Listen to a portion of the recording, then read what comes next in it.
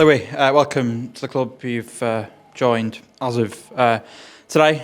What made you attracted to the project here? I mean, the size of the club, the fan base is obviously a big part to play. Obviously, I spoke with Dave, the manager, and built a good relationship. I knew Tim beforehand, knew he was a really good coach, and it just seemed a really good project to kind of push towards the future.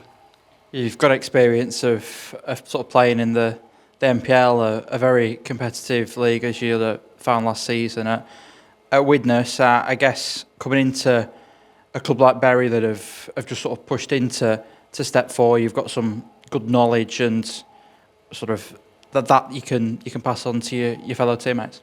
Yeah, I mean, it's a tricky league. I mean, there's a lot of teams that will push you, and it's very competitive. I mean, you know, as Widnes, we weren't really the favourites to win it, but you know, togetherness gets you a lot of points, so it's good there's a good group of lads to kind of push towards, and obviously the quality in the last couple of games I've seen is top. So hopefully we can, you know, really push on and kind of emulate a similar season to last.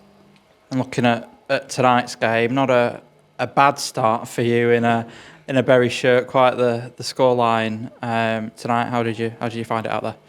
Yeah, I mean, there's a lot of goals in there. I mean, from a defensive point of view, you know, we have to be better. I mean, we've conceded 3 goals. I mean, I know we've outscored them, but I think we just need to keep the back door shut. Just work on a couple of things. I think, you know, concentration, just staying on top when you're dominating the ball a lot. It's tough to kind of have some lapses. So I think just for the next couple of games, really focusing on being defensive more sound. And looking at the group as the sort of the new face, how have you settled in so far?